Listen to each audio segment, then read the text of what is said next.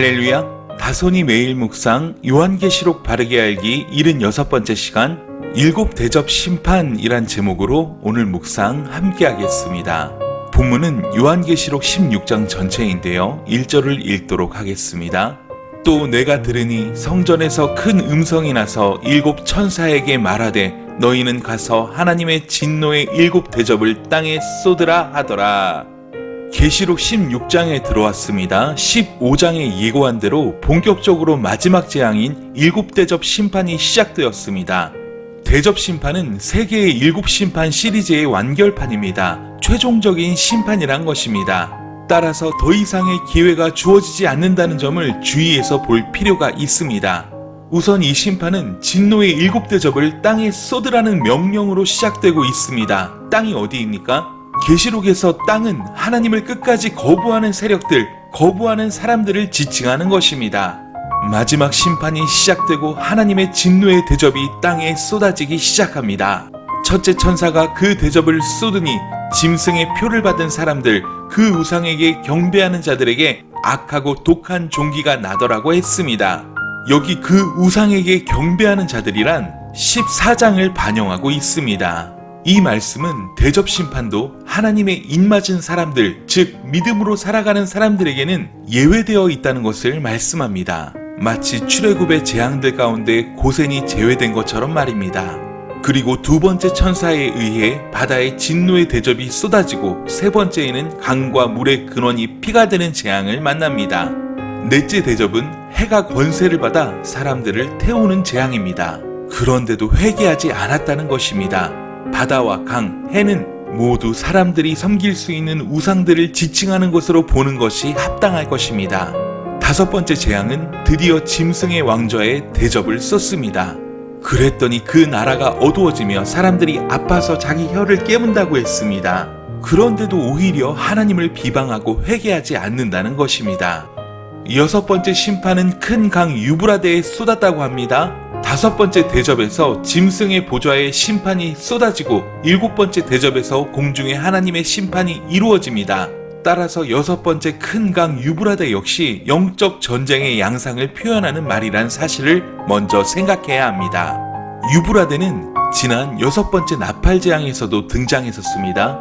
나팔 심판에서는 유브라데는 심판이 시행되는 장소로서 언급되었습니다. 네 천사가 큰 강 유브라데에 놓여 사람 3분의 1을 죽이게 되는데 여기서 사용된 군사는 마병대로서 그 수가 2만만 즉 2억이며 그들의 입에서 나오는 불과 연기와 유황으로 사람 3분의 1이 죽임을 당합니다. 나팔재앙 때는 자신의 백성들을 해하고 공격하는 희한한 모습이 등장했었습니다. 그런데 여섯 번째 대접에서는 하나님의 군대와 최후의 일전을 위해 유브라데로 모여드는 점이 다른 것입니다. 원래 큰 유브라데는 외세의 침략을 막아주는 배수진 역할을 했습니다. 로마 시대에는 파르티아 군대의 진격을 막아주는 방패 역할을 한 것입니다. 그런데 큰 강 유브라데가 말라버린 것입니다. 그래서 동방의 왕들이 올 수 있는 길이 열렸습니다. 동방의 왕들이 올 수 있는 길이 진노의 대접으로 열리자 사도 요한은 개구리 같은 새 더러운 영이 용의 입과 짐승의 입과 거짓 선지자의 입에서 나오니 그들의 귀신의 영이라고 설명합니다. 동방의 왕은 악한 영들을 대적하는 심판하시는 왕을 지칭하는 것입니다. 개구리는 출애굽기 8장에서 개구리 재앙이 나오고 여기에 처음 언급이 됩니다.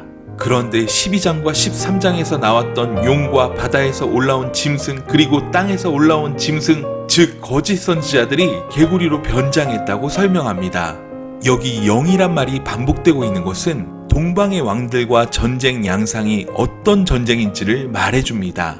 여기서 이런 부분을 세계 3차 대전이나 다른 전쟁을 상상하는 것은 지나친 비약이라고 볼 수 있습니다. 자, 그런데 이 귀신의 영들이 이적을 행하여 온 천하 왕들에게 가서 하나님 곧 전능하신 이의 큰 날에 있을 전쟁을 위하여 그들을 모으더라고 설명합니다. 이 악한 영들은 이적을 행하고 전투를 위해 온 천하 왕들이 모이도록 설득할 것입니다. 무엇을 위해서입니까? 하나님 곧 전능하신 이의 큰 날에 있을 전쟁을 위해서입니다. 이 큰 날이 어떤 날입니까? 심판의 날인 것입니다. 그 모인 동네 이름을 아마겟돈이라고 했는데 암호명 아마겟돈 전쟁과 같은 말입니다. 최후의 전쟁을 위한 아마겟돈 작전을 위해 왕들을 모았다는 것입니다. 아마 이 장소는 무기또일 것이라고 추측합니다. 아마겟돈은 히브리어로 회합의 산을 의미한다고 합니다. 어쨌든 아마겟돈 전쟁은 동방에서 오는 왕들로 상징되는 하나님의 군대와 귀신의 영들이 모은 세력들과의 전쟁을 예고하면서 6번째 대접 심판은 끝나고 있습니다. 그러나 잘 보십시오. 사실 이런 전쟁 준비가 얼마나 우스운 것입니까? 하나님은 지금 전쟁을 하시는 것이 아니라 심판하실 것이기 때문입니다. 하나님의 입장에서 그들은 전쟁거리가 되지 않는다는 사실입니다. 자, 그리고 7째 천사가 7번째 대접은 공중에 쏟았습니다. 공중이 어디입니까? 에베소서 2장 2절을 보실 필요가 있습니다. 그때에 너희가 그 가운데서 행하여 이 세상 풍속을 쫓고 공중의 권세 잡은 자를 따랐으니 곧 지금 불순종의 아들들 가운데서 역사하는 영이라 라고 말씀합니다. 여기서 사단을 뭐라고 묘사합니까? 공중 권세 잡은 자와 불순종의 아들들 가운데 역사하는 영이라고 정의합니다. 따라서 여기서 말하는 공중은 그냥 막연한 공기가 아니라 사단의 통치 영역을 지칭하는 상징 언어라는 것을 알 수 있습니다. 따라서 공중에 심판의 대접이 쏟아진다는 것은 사단의 통치 영역에 대한 심판이란 것입니다. 5번째 대접에서 짐승의 보좌에 대접을 쏟음으로써 사단을 향한 직접적인 심판의 포문을 열었었습니다. 그런데 이제는 사단의 권세를 나타내는 공중을 향해 대접을 쏟음으로써 이 전쟁이 최종적인 승리를 향하여 가고 있음을 드러내고 있습니다. 자, 이런 7개의 심판이 쏟아지는 영역들은 사단의 통치 가운데 있는 모든 것을 지칭하는 것입니다. 즉, 하나님의 심판이 짐승의 모든 영역에 미친다는 것입니다. 여러분, 아마겟돈 전쟁이 어쩌고 저쩌다 라고 말을 하지만 사실은 하나님의 심판입니다.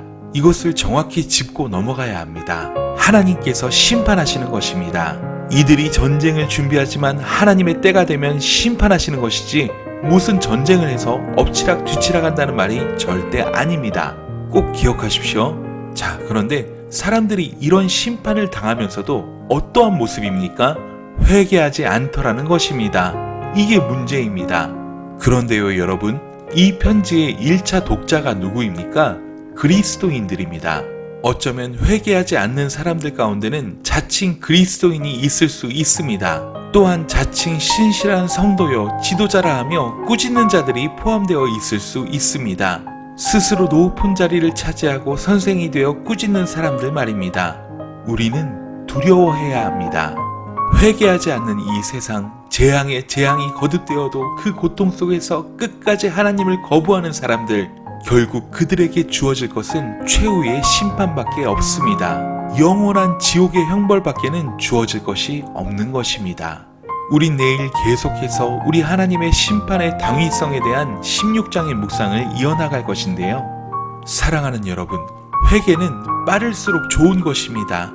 매일매일 우리가 발을 씻어야 하듯이 그리스도인의 삶은 진실한 회개의 삶이 되어야 합니다. 죄가 있다면 그 죄와 잘못을 인정하고 돌이키는 사람이 좋은 그리스도인인 것입니다. 하나님의 심판은 반드시 있습니다. 그리스도인은 그날을 기억하며 이 땅에서 올바른 성도로서의 삶을, 사명자로서의 삶을 살아야 할 것입니다. 이 아침의 묵상을 꼭 기억하시면서 마음을 새기시고 오늘 하루도 거룩하고 정결한 성도로 승리하는 하루 되시길 간절히 소원합니다. 강하고 담대하여 승리하세요. 사랑하고 축복합니다. 샬롬.